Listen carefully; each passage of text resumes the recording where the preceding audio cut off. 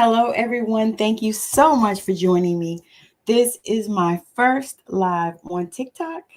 And so, welcome, TikTok. I'm on Instagram. Welcome, Instagram. I am on YouTube and Twitter. So, thank you so much for joining me, for hanging out with me. My name is Tammy Morrison. I am a lot of things. I'm a wife, a mother, a grandmother. Matter of fact, I have to go and get a birthday card for my little grandson because he is not in the state where I am. So, I have to send it to him in the mail. And he's turning 11. So, I thought it would be good to send him a card, So I've been doing that actually for the last few years because I think that's just a great thing to do for kids. I used to love to get stuff in the mailbox, with my name on it. I thought that was so neat. And so I felt like that would be something good for my grandson. So today I wanted to talk. I am a publisher. This is the new journey that I've stepped into because I love books and I've written 3 books already. I'm writing my 4th one. So today I'm just super excited about this journey. And right now I am inviting people to join me in my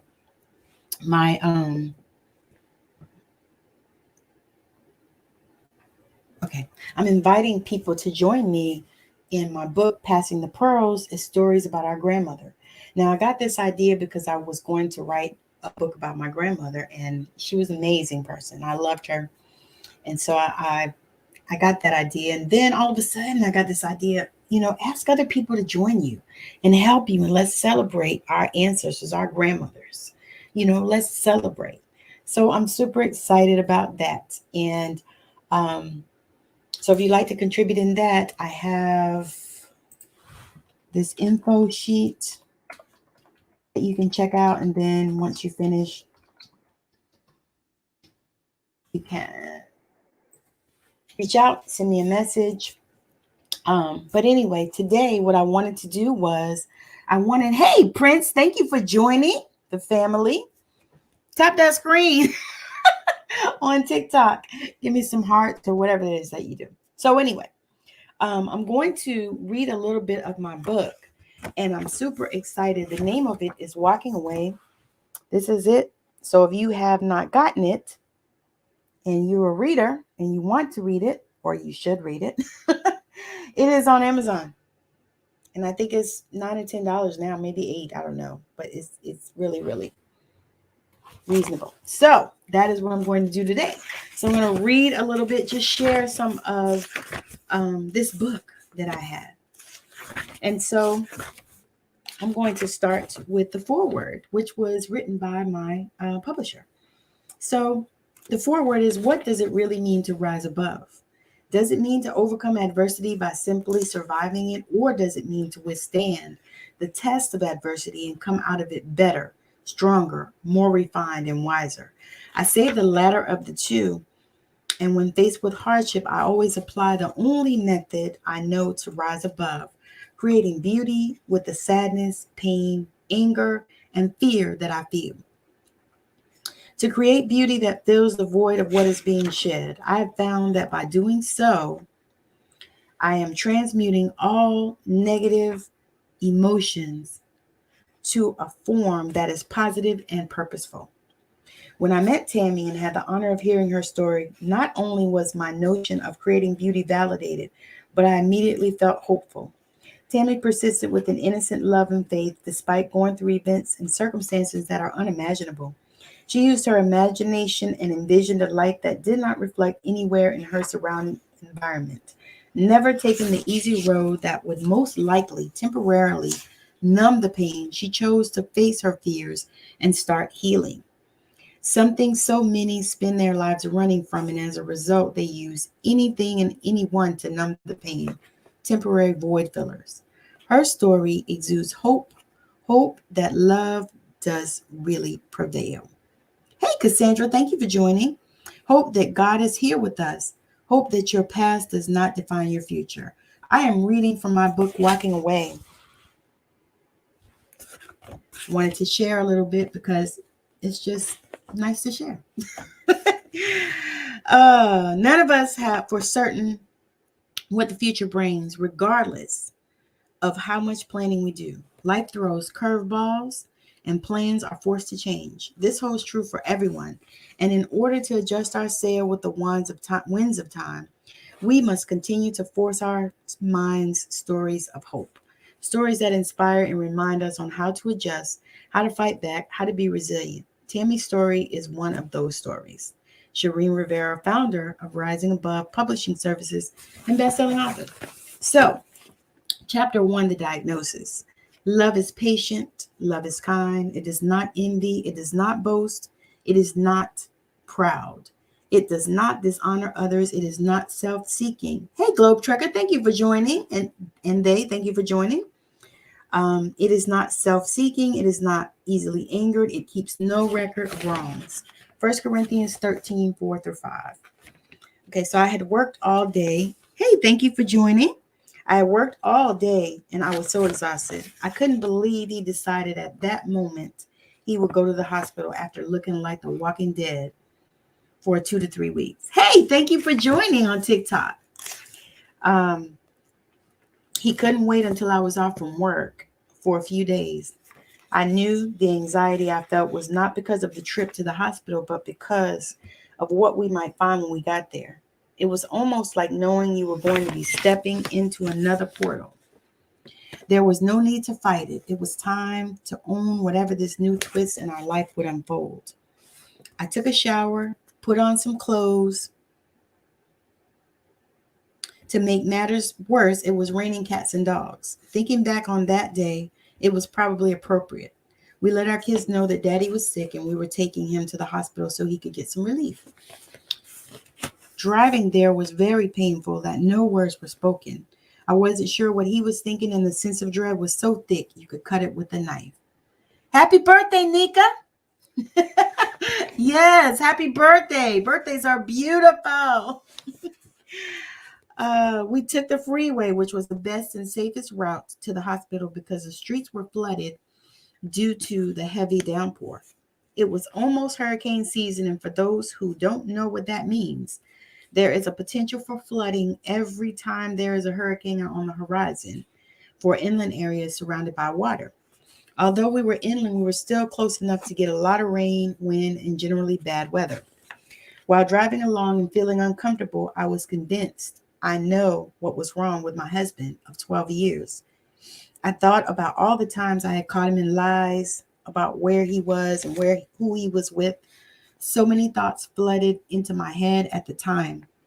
I thought about the conversation I had with my mom about what could possibly be wrong with the man with whom I shared children that still needed to be raised. Mom threw out a variety of conditions that could be wrong with him. However, something inside me, I recognize now as my spiritual team, spoke to me and told me exactly what his illness was. Although I didn't want to believe it, knowing what I know about my own intuitive abilities, spirituality, and medical knowledge, I knew it was spot on. Thank you, New Year's. I appreciate the likes. Keep them coming. This is my first live, y'all, on TikTok. My thoughts turned to my brother's visit just a month or two prior when he asked what was wrong with Matt. I remember telling him he had the flu. I also remember my brother not buying it. I and my brother are so close that our intuition is at the same level. He knew there was more to the story, but I didn't want to admit it. So he didn't dare question me anymore.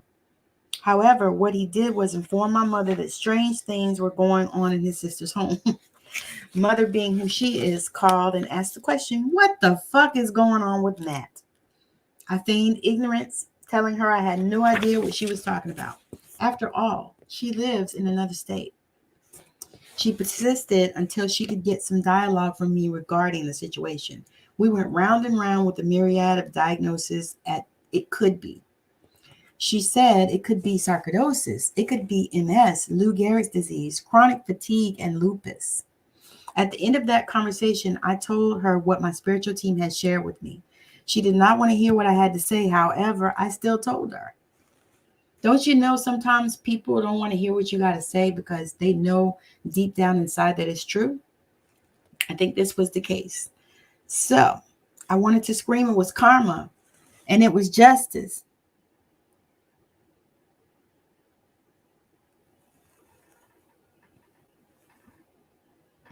It was karma and it was justice.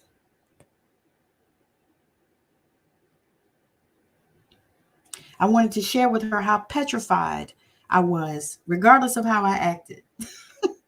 Because I put on a strong face. I can put on the strong face always. I have always been able to do it. However, beneath all of that, oh my God.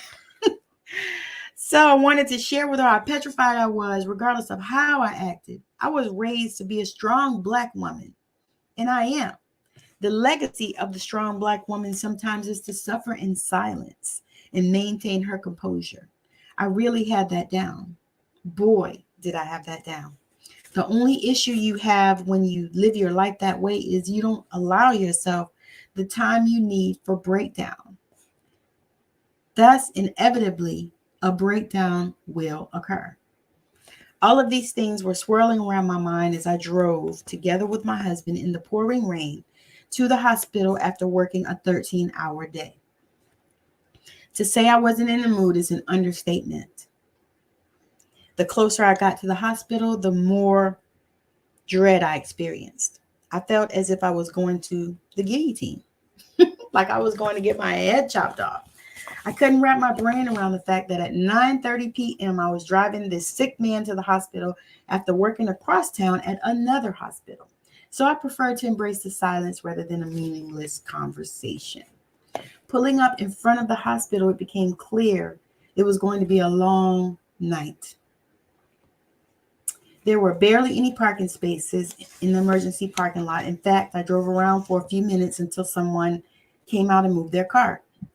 I knew in my mind that it was just procrastination at its finest.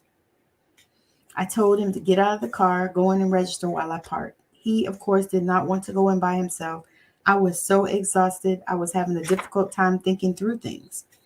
I was also thinking about the next day because I was scheduled to work. Hey, Patrice Hutton Jones. I was scheduled to work another 12-hour shift. Looking at the number of people in the emergency room was no consolation to our plight. It became obvious that when we got out of there, there wouldn't be enough time for me to get some sleep and still go to work in the morning. Waking up to the emergency room was like walking the green mile. Walking up to the emergency room was like walking the green mile. I didn't know if it was because I was so tired or that I just wanted to get it over with and confirm what we already knew. We solemnly walked up to the window to register to be seen amongst the at least 3 dozen people and emergency vehicles pulling up furiously. Apparently, in the rain, there were a few accidents, and some of them had come to that hospital. So we knew we were in for an exciting, however elongated time in the emergency room. I was just hoping they would give him medicine that would help him in enough time, and I could go in to work in what amounted to as a few hours. After we checked in, we had a seat in the emergency room. Being there for about 2 hours and then being triaged to go back and wait in the overcrowded waiting room was too much for my overtired body. I told Matt I was going to get in the car, put the seat back and lay down so I could close my eyes in peace for a few minutes. I told him to come to get me when they called him. I proceeded to go to the car, put the seat back and lay down. Within minutes, I was asleep.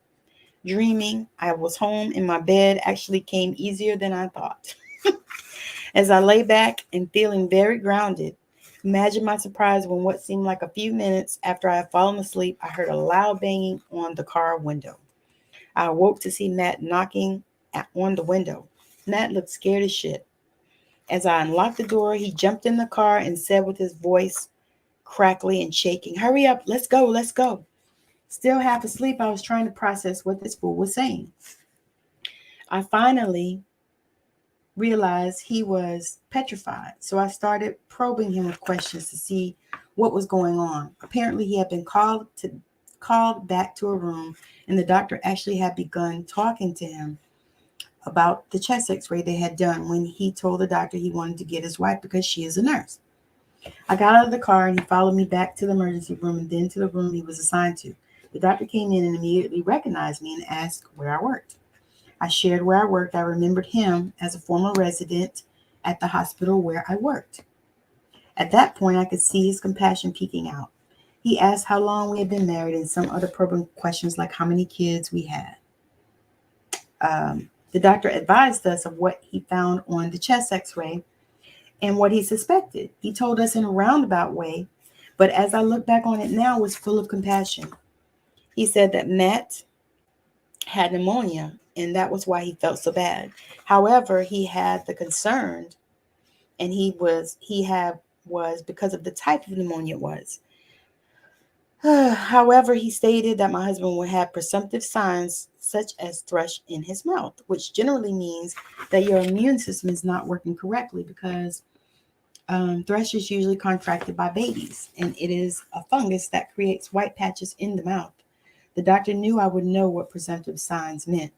He told us he could draw one more lab. However, at that time, consent was required to draw that lab. He also stated he could have the lab drawn at our physician's office. At that point, Matt looked like a ghost. He literally looked like the blood had drained out of his face, as the doctor confirmed his worst fears without confirming anything. Have you ever had that happen to you before? Hey, thank you for joining. Where you get your worst fears confirmed without actually getting them confirmed.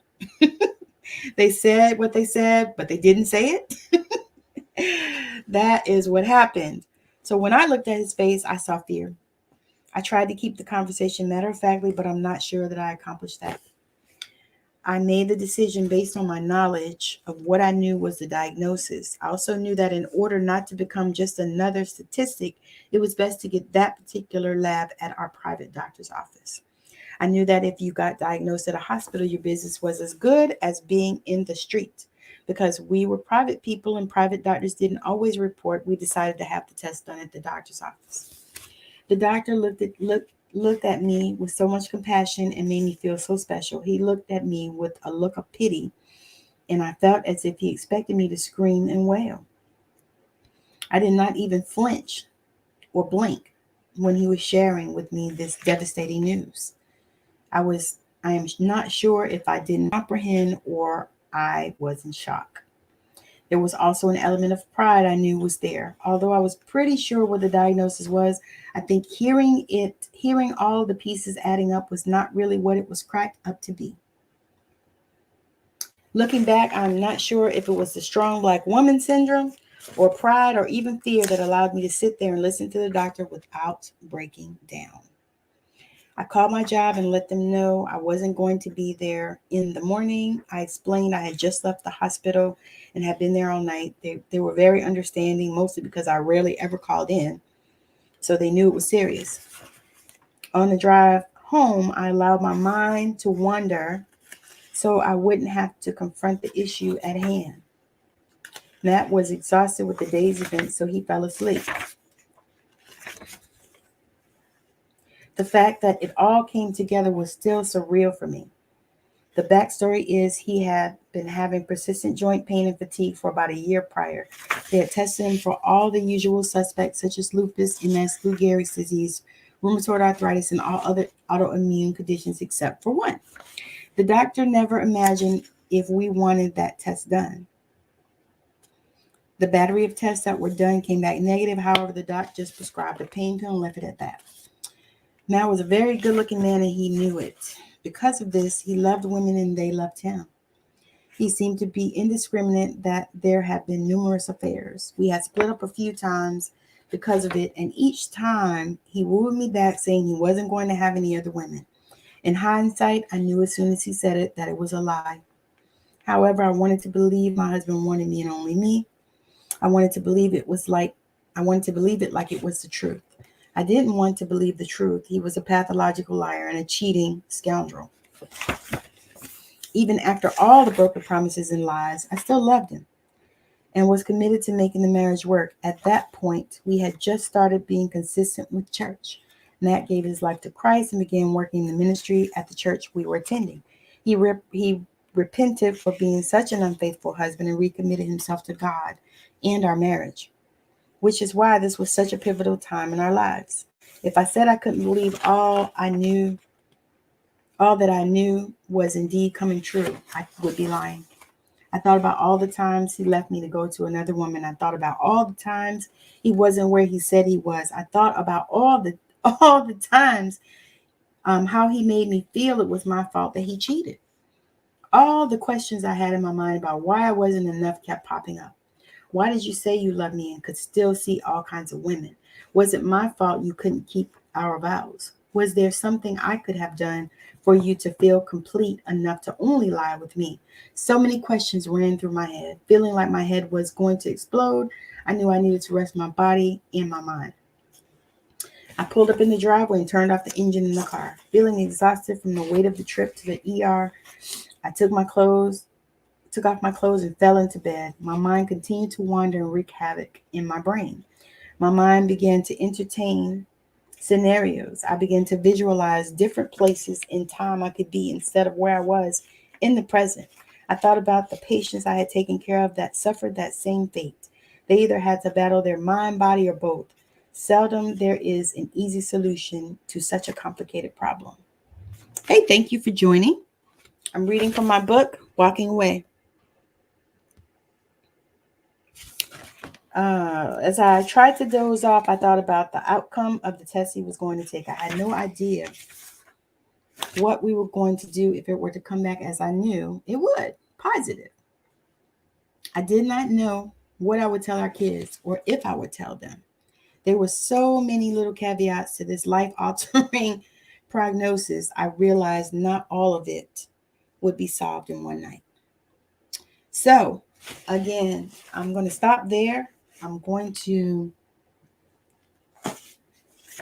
stop there and I'll come back and read some more tomorrow. And I'm super excited that you joined me. If you would like to hear some more tomorrow, come back and listen. If you would like to have a copy of that book, you can buy it on Amazon. It's called Walking Away, Winning the War Against Shame, Abuse, AIDS, and Abandonment. And you can get it off of Amazon, or if you'd like a signed copy, you can reach out to me. Right now, I'm talking about my book, Passing the Pearls. So I have a multi-author book that I'm filling, Passing the Pearls, and I'm looking for people to come in and write stories about their grandmother. Hey, Deborah, thank you for joining. So I'm going to put the link up on the screen. That is for the info sheet, so you can get information about it.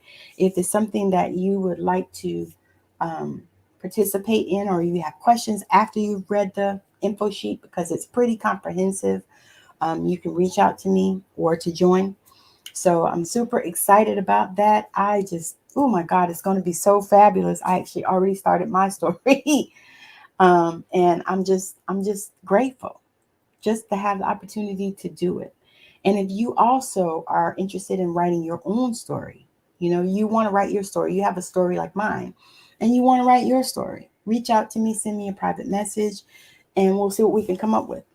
I also have a group program that I'm working with to help you to be accountable as you're writing your story. So like if you're a writer and you want to write or maybe this is your first opportunity to get out there and begin to write your story, but you need some accountability, you need some community, reach out to me. I am setting that up because that is another thing that I just really want to do, because I really feel like it will help all of us as authors and writers, those of us that are authors and writers, to have community, to go to and talk to and get some help, So again, thank you so much for joining me. I appreciate all of you, and I thank you for your time. Those of you that catch the replay, hit #replay. So again, thank you for joining everyone everywhere on Instagram, on TikTok, and also on YouTube and Twitter. So thank you for joining me. I will be back on tomorrow. I'm going to do the same thing. I'm going to read some more because I believe that, reading is fundamental and it's fun. So I'm going to do my part to encourage, everyone to read. So again, thank you so much for hanging out with me. I hope that you have a wonderful rest of your day. Bye now.